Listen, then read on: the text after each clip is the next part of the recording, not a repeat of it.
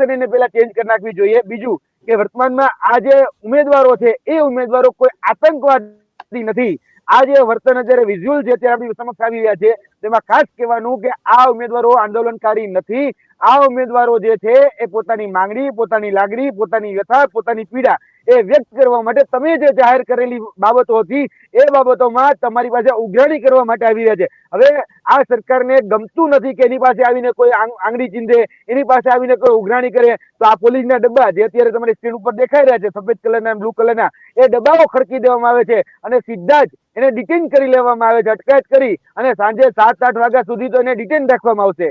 હવે મને એમ લાગે છે ગુજરાતની અંદર ખાલી પોતાની વાત રજૂ કરવી ને એ ગુનો થઈ ગયો। હવે વાણી સ્વતંત્રતા હોય કે બંધારણની અંદર આપવામાં આવેલા જે વિવિધ અધિકારો છે એ વિવિધ અધિકારોનું પણ અહીંયા સરેઆમ હનન થઈ રહ્યું છે। આ વાયદા મંત્રી, આ શિક્ષણ મંત્રી જે પોતાની વાત કરે છે એને ખાસ કહેવાનું કે તમે ગાજર લટકાવવાનું બંધ કરો। તમે જ્યાં સુધી આ ગાજર લટકાવી રાખો છો ત્યાં સુધી આ ઉમેદવારોને એક ઉમ્મીદ આવે છે કે ભાઈ હા મારી ભરતી થઈ જશે, મારી ભરતી થઈ જશે, દર 15 જૂન આવે એટલે મારી ભરતી થશે। પણ 15 જૂન જતી રહે છે, દિવાળી જતી રહે છે, 1 મહિનાનો તમે વાયદો આપ્યો તો ગઈ 16 જાન્યુઆરીએ કીધું 16 ફેબ્રુઆરીએ તમારી ભરતી થઈ જશે, એ 16 ફેબ્રુઆરી પણ જતી રહી અને તમે ઉમેદવારોની ધીરજની પરીક્ષા લઈ અને હેરાન પરેશાન કરી રહ્યા છો। હવે મહેરબાની કરીને ઉમેદવારોની ધીરજની પરીક્ષા લેવાનું બંધ કરો।